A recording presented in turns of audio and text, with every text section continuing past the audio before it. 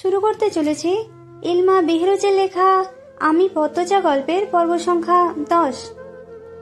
হেমলতার তীক্ষ্ণ দৃষ্টি তীরের ফলার মতো পদ্মজার গায়ে বিঁধছে। সে কাঁপা স্বরে জানিয়ে দিল শুটিং দলের একজন এসেছিল। হেমলতার ঠোঁট দুটো কেঁপে উঠল প্রচন্ড আক্রোশে। পদ্মজা সবাইকে চিনে না, তাই তিনি পূর্ণাকে প্রশ্ন করলেন, পূর্ণা, কে এসেছিল?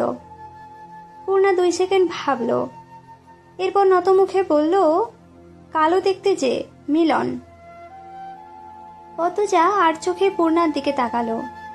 তার ভয় হচ্ছে, মা যদি এখন বলে মিলন তো তার সামনেই ছিল, তখন কি হবে? পূর্ণা মিথ্যে বলল কেন? সত্য বললেই তো পারত। হেমলতা বিশ্বাস করেছেন নাকি করেনি দৃষ্টি দেখে বোঝা গেল না। পূর্ণা মাথা নত করে অপরাধীর মতো দাঁড়িয়ে রইল। হেমলতা বারান্দা অবধি এসে আবার ঘুরে তাকালেন। মনটা খচখচ করছে। মনে হচ্ছে ঘাবলা আছে, নাকি তার সন্দেহ, মনের ভুল ভাবনা, কে জানে।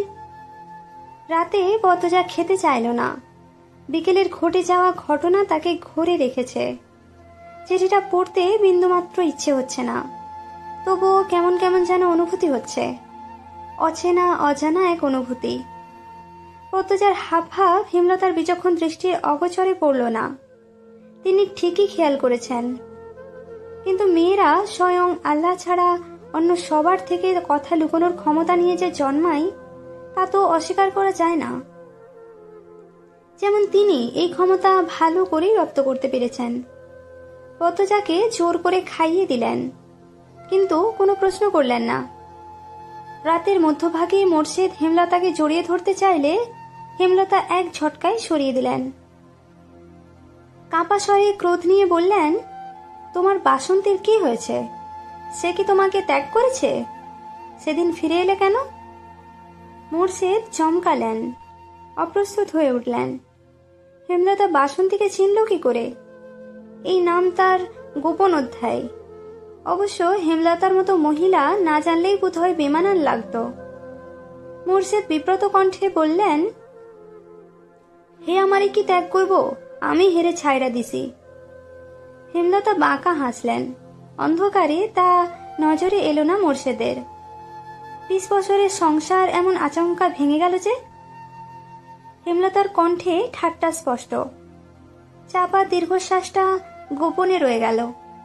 মোর্শেদের শরীরের পশম দাঁড়িয়ে গেল। এই খবরে হেমলতা জানে? এত কিছু কি করে? হেমলতার চোখের কোণে জল চিকচিক করে উঠল। তিনি চাদর গায়ে দিয়ে চলে যান বারান্দায়। রাতে বেশ ঠান্ডা পড়ে। মোর্শেদের কোনো কৈফিয়ত তিনি শুনতে চান না, তাই বারান্দার রুমে এসে বসেন। কতদিন পর রাতের আধারে বারান্দার রুমে তিনি।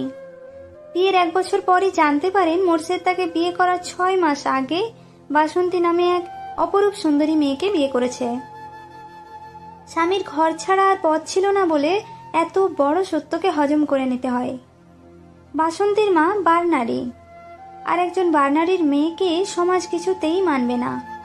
মোর্শেদের বাবা মিরাফর মোড়ল টাকার বিনিময়ে দেহ বিলিয়ে দেওয়া একজন বারনারীর মেয়েকে ছেলের বউ হিসেবে মানতে আপত্তি করেন। ততদিনে মোর্শেদ বিয়ে করে নিয়েছে। সে খবর মিয়াফর মোড়ল পেলেন না। তিনি মোর্শেদের মন ফেরাতে শিক্ষিত এবং ঠান্ডা স্বভাবের হেমলতাকে বেছে নিলেন। কুরবান হলো হেমলতার। তখন কলেজে ওঠার 7 মাস চলছিল। এরপর পড়াটাও আর এগোলো না। জীবনের মোড় করুণ রূপে পাল্টে গেল। পরদিন সকাল সকাল স্কুলে রওনা হলো তারা। পূর্ণা পথে চিঠিটা পড়ার পরিকল্পনা করেছিল। পদ্মজা তা হাতে দিল না। শেয়ানা 2টা মেয়ের হাতে কেউ চিঠি দেখে ফেললে ইজ্জতটা যাবে। পূর্ণা পদ্মজার প্রতি বিব্রত বোধ করল। চিঠিটা তার কাছে। পথে নতুন করে পরিকল্পনা করলো সে ক্লাসে বইয়ে চিপায় রেখে চিঠি পড়বে। তাও হলো না। পরপর 2 দিন কেটে গেল। সুযোগ পেলেও পদ্মজা দিতে চাইতো না। সারাক্ষণ হাতে যান নিয়ে যেন থাকে। এই বুঝি মা এলো। 2 দিন পর মোক্ষম সুযোগ পেল। হেমলতা বাপের বাড়ি গিয়েছেন, প্রান্ত এবং প্রেমাকে নিয়ে। যদিও কয়েক মিনিটের পর দ্রুতই ফিরবেন। পদ্মজার চেয়ে পূর্ণার আগ্রহ বেশি। সে চিঠি খোলার অপেক্ষায় ছিল। আজ খুলতে গিয়ে মনে হলো যার চিঠি তার খোলা উচিত এবং আগে তারই পড়া উচিত। তাই পদ্মজার দিকে চিঠি বাড়িয়ে দিল। পদ্মজার চিঠি খুলতে দেরি করছিল বলে পূর্ণা তাড়া দিল। এই আপা, খোল না, লজ্জা পাচ্ছে কেন? চিঠি এটা, কারো গায়ের কাপড় খুলতে বলছি না। পদ্মজা চমকে তাকালো, যেন পূর্ণা কাউকে খুন করার কথা বলেছে। পদ্মজা বলল, কি সব কথা পূর্ণা? আচ্ছা আচ্ছা, মাপ চাই, আর বলবো না। পদ্মজা ভাঁজ করা সাদা কাগজটা মেলে ধরল চোখের সামনে।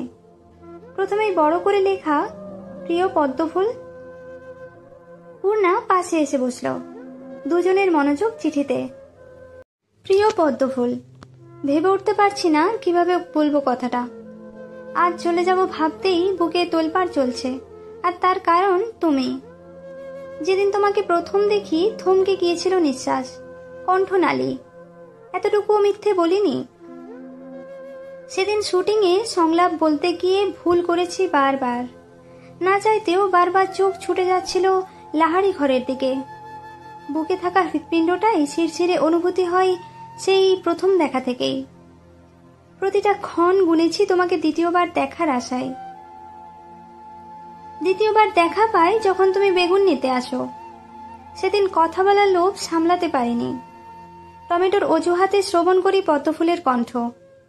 মনে হচ্ছিল এমন রিনরিনে গলার স্বর আর শুনিনি। রাতের ঘুম আড়ি করে বসে। তোমায় প্রতিনিয়ত দেখার একমাত্র পন্থা তোমার স্কুল। সবার অগোচরে কতবার তোমার পিছু নিয়েছি। তুমি বোকা, ধরতে পারোনি একবারও। সুন্দরীরা বোকা হয়, আবারও প্রমাণ হলো। এই, রাগ করবে না, বোকা বলেছি বলে। জানতে পারি তোমার মায়ের ইচ্ছে তুমি অনেক পড়বে। অনেক উঁচু বংশ থেকে বিয়ের প্রস্তাব এসেছে, তাও তিনি ফিরিয়ে দিয়েছেন। সেখানে আমি তো অতি সামান্য। তবু ও বুকে সাহস করে তোমার বাবার কাছে বিয়ের প্রস্তাব দেই। পদ্মফুলটাকে যে আমার চাই। তিনি রাজি হননি, নায়কের সাথে আত্মীয়তা করবেন না বলে।